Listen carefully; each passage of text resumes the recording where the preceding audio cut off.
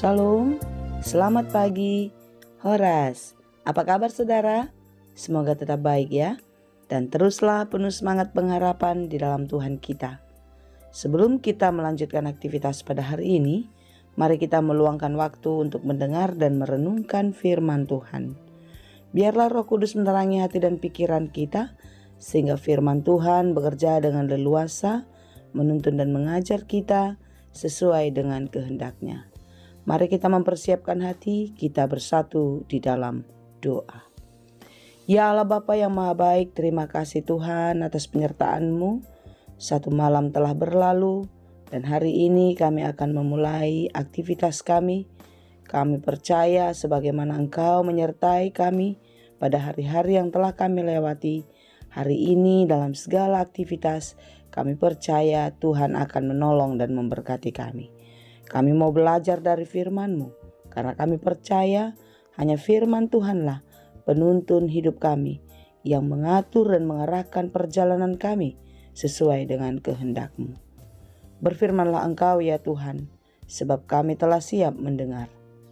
Kasih karunia dan damai sejahtera dari Allah Bapa Tuhan kita dan dari anaknya Tuhan Yesus Kristus dan Roh Kudus menyertai saudara sekalian. Amin. Firman Tuhan untuk kita pada hari ini, Jumat 19 Juni 2026, tertulis dalam kitab 2 Korintus 5 ayat 7. Demikianlah dikatakan. Sebab hidup kami ini adalah hidup karena percaya, bukan karena melihat. Demikianlah pembacaan firman Tuhan. Saudaraku yang dikasihi Tuhan, hidup kita tidak selalu berjalan seperti apa yang kita pikirkan. Terkadang apa yang kita hadapi jauh dari apa yang kita harapkan, sehingga membuat kita sangat sulit percaya dan menerima sekalipun kenyataan sudah terlihat di depan mata. Saudaraku yang dikasihi Tuhan, surat 2 Korintus ini dituliskan atau disampaikan kepada jemaat di Korintus ketika mereka sedang menghadapi berbagai tantangan dalam kehidupan. Dalam pasal sebelumnya, Paulus mengingatkan bahwa kehidupan orang percaya tidak hanya berfokus pada hal-hal yang terlihat saat ini saja, tetapi jauh kepada janji Allah yang kekal. Karena itu meskipun menghadapi penderitaan, kesulitan, persoalan-persoalan di tengah-tengah kehidupan, ketidakpastian, mereka tetap dapat berjalan dengan iman. Inilah yang dikatakan Paulus, bahwasanya dia tetap berjalan di dalam iman. Sebab hidup kami ini adalah hidup karena percaya, bukan karena melihat. Paulus tidak melihat apa yang akan terjadi dalam kehidupannya ke depan. Tetapi ketika dia telah percaya dan beriman kepada Tuhan, dia kuat menjalani kehidupannya, sekalipun tidak mudah untuk dihadapi. Saudara yang dikasihi Tuhan, pada zaman modern sekarang kita sangat sulit sekali percaya kepada apa yang hanya kita dengar saja. Kita percaya jika segala sesuatu dapat kita lihat jelas dengan mata. Saudaraku yang dikasihi Tuhan, iman berarti tetap mempercayai Allah ketika jalan kita di depan belum terlihat jelas. Iman bukanlah menutup mata terhadap kenyataan, melainkan memandang kenyataan melalui janji Tuhan. Jika kita tidak beriman, maka memang semua terlihat gelap. Jalan kita kabur, kita tidak tahu hendak kemana. Saudaraku yang dikasihi Tuhan, hari ini kita diingatkan oleh firman Tuhan, bahwasanya kita tidak boleh berjalan menurut kekuatan, menurut pikiran kita. Karena jika kita mengandalkan itu, tentu kita akan kecewa. Dan kita akan berputus asa karena apa yang kita harapkan di dalam kehidupan ini sering sekali tidak sesuai dengan apa yang terjadi. Saudaraku yang dikasihi Tuhan, kalau saya melihat jalan keluar, saya akan tenang. Bukankah itu yang sering terjadi di dalam hati dan pikiran kita? Tetapi firman Tuhan berkata, percayalah kepada Tuhan dengan segenap hatimu, dan janganlah bersandar kepada pengertianmu sendiri. Akuilah Dia dalam segala lakumu, maka Ia akan meluruskan jalanmu. Apa yang mau dikatakan melalui renungan kita pada hari ini?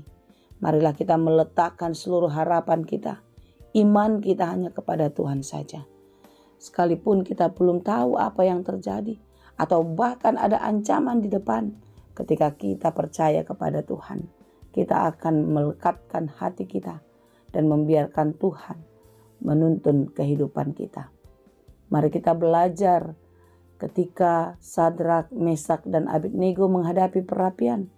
Mereka tetap percaya sekalipun belum melihat pertolongan Tuhan. Mereka percaya Tuhan tidak pernah meninggalkan. Dan dari kisah Sadrak, Mesak, dan Abednego, kita melihat kalau Tuhan memegang tangan mereka. Demikianlah kita, saudara. Ketika kita diperhadapkan dengan persoalan yang sangat sulit, percayalah, yakin dan teguhlah di dalam iman kalau Tuhan selalu memegang tangan kita. Seorang anak kecil berjalan bersama ayahnya pada malam hari. Jalan di depan terasa dan terlihat gelap, tetapi anak itu tidak takut. Ia tidak tahu apa yang ada di depan, tetapi ia tahu siapa yang memegang tangannya. Demikianlah hendaknya hidup kita, saudara. Kita mungkin tidak mengetahui apa yang akan terjadi besok, tetapi kita percaya dan kita mengenal Tuhan yang akan terus memegang kehidupan kita. Amin. Oleh karena itu, saudaraku yang dikasihi Tuhan, jangan pernah menyerah, jangan pernah berputus asa. Tetaplah berdoa. Meskipun jawaban Tuhan belum terlihat, tetaplah setia untuk melakukan hal-hal yang baik dan yang benar, meskipun hasilnya belum tampak di tengah-tengah kehidupan kita. Jangan membiarkan masalah, persoalan hidup, keadaan mengalahkan iman kita untuk tetap percaya kepada Tuhan. Amin. Ingat dan teruslah kembali dalam pertolongan Tuhan di masa lalu sebagai dasar untuk percaya kepadanya hari ini. Apa yang telah dilakukan Tuhan pada hari-hari kita kemarin dan hari ini itu adalah suatu pelajaran yang berharga, membuat kita tetap kuat dan setia kepadanya.